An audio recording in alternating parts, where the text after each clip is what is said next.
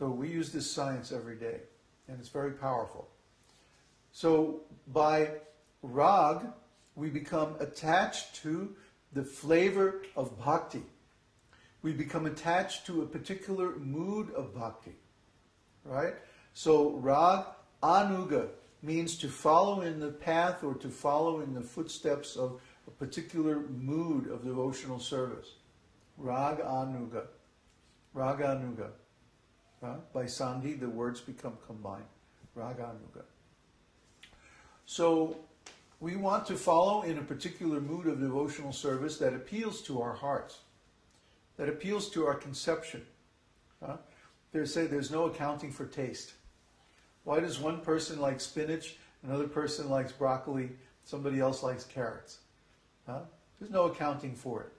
Well, why does one person like devotional service in servitude, another person likes devotional service in parenthood, another person likes devotional service in friendship, another likes devotional service in conjugal love? There's no accounting for it. That's just the way they are. That's just the way Krishna made them. Krishna wants them to serve him in that particular way, and so they're naturally attracted to that form of service. In the Nectar of Devotion, Srila Prabhupada explains that in the higher stages of devotional service, one becomes attracted to the service mood of a particular parishad, or eternal associate of Krishna. And then one wishes to follow in the footsteps of that particular devotee's service. So one may become attracted to Hanuman, or one may be attracted to Uddhava, or one may be attracted to Nanda Maharaj or the gopis, and want to follow in the footsteps of their particular service mood. Well, that's very nice. That's rāgānuga. Anuga, we're following. We're following what? Rag, a particular mood of devotional service. So when we enter this stage of rāgānuga bhakti, we start to get a feeling for a particular mood of devotional service and follow in that mood. And as we cultivate that mood, Anuśilanam, constant cultivation of that mood of devotional service, we start to associate ourselves with devotees who are in that same mood and who are more advanced than we are. And then we also begin to collect the paraphernalia associated with that mood, worship the deity associated with that mood, and so on, until we reach bhāva. Bhāva means transcendental emotions, ecstatic love. And there's all kinds of bhāva. And in this series, we're going to be talking about the science of bhāva in great detail. But you should know that in the beginning, there are 5 bhāvas: neutrality, servitude, friendship, parenthood, and conjugal love. These are called sthāyi bhāvas. Sthāyi means permanent, standing. So the sthāyi bhāvas are 5. And each jiva soul belongs to one of these 5 bhavas. In other words, that particular mood of devotional service is that devotee's main mood. Their eternal relationship with Krishna is situated in that mood.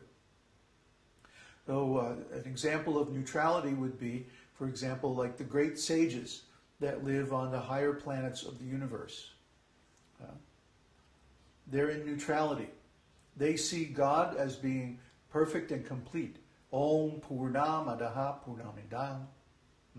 This shloka is in the mood of neutrality, because we see that God is complete, He's perfect, He's the source of everything. Everything that comes from Him is also perfect and complete. So what does He need with my service? Simply I adore from afar this wonderful Supreme Personality of Godhead. This is devotional service in the mood of neutrality. There's no direct service relationship. Simply awe and reverence. Then in servitude, one has a direct relationship with the Lord in the mood of a servant. Hanuman is a great example of a servant of the Lord.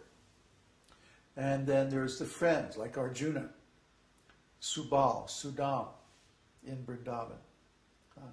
And then the parents, like Nanda Maharaj, Yashoda Mai. You should all read about these devotees in Krishna book and other scriptures. They describe very nicely the pastimes of the Lord with each one of his devotees. And Krishna reciprocates the devotee's love exactly in the mood that the devotee wants to perform service to Krishna. Krishna just reciprocates that mood exactly appropriate to the devotee's service mood. And of course then there's the gopis, Srimati Radharani and the other gopis who worship Krishna in the mood of conjugal love.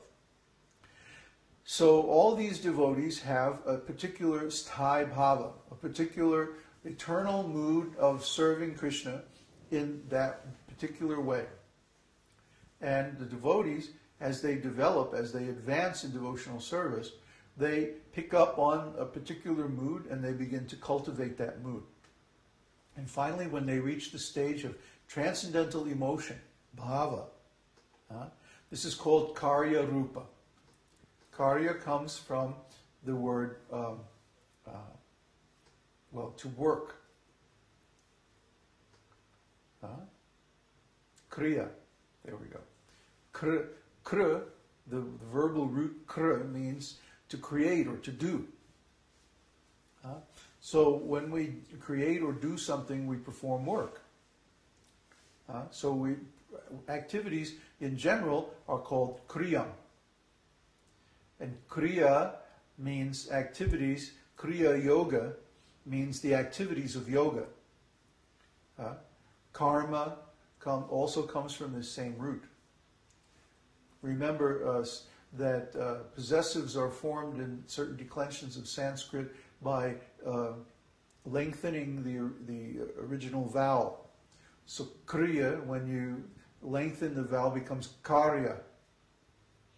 Karma comes from that same root. So the activities that belong to working or creating things are called karma, which comes from kriya, kr, the verbal root kr. So when we perform activities for devotional service, and we actually gain the form of devotional service, the real form of devotional service is called kārya-rūpa. Kārya-rūpa means the ecstatic emotions that come from actual engagement in Krishna's devotional service. And in this series, we're going to talk extensively about the different forms of kārya-rūpa. There was one more, wasn't that? No, that was it. Because then, after we get past that, then we get into the actual different bhavas, and I don't want to talk about that yet.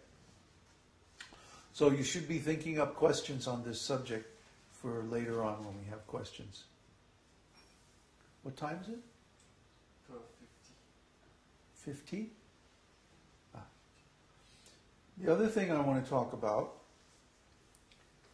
and I hope we'll also have a discussion on this, nice questions, is the bridge community and the university. So, as usual, we said we were going to do it, and now we're doing it.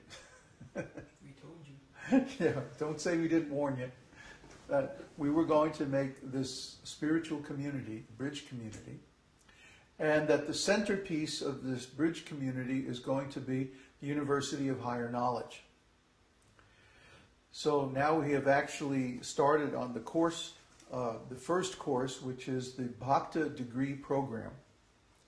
And the Bhakti degree program is required for anyone who wants to visit us, come and live with us, or become a member of the bridge community. The reason for that is that there are so many aspects of our lifestyle, of our daily routine, of our spiritual practices that you must know and you must be familiar with and actually practicing them. Otherwise, you would create a disturbance if you came and tried to associate with the other devotees. We saw this happen in ISKCON quite a bit, that new people would come and basically they didn't know anything. So we had to train them from the very beginning. And in the beginning of ISKCON, there was no formal program for doing this. You just came and hung out and kind of absorbed everything by osmosis. It was very inefficient process. I mean, if you have plenty of time, it's all right. But we were trying to make devotees and grow the organization, and so there was no time really. So after a while, somebody got the bright idea, hey, we should have a class called the Bhakti program, and the new devotees, basically they live in a special ashram where they get constant association and training in the principles of devotional service. And that was actually a pretty good idea. The temples that did that, they tended to grow faster and stay more stable because the devotees were getting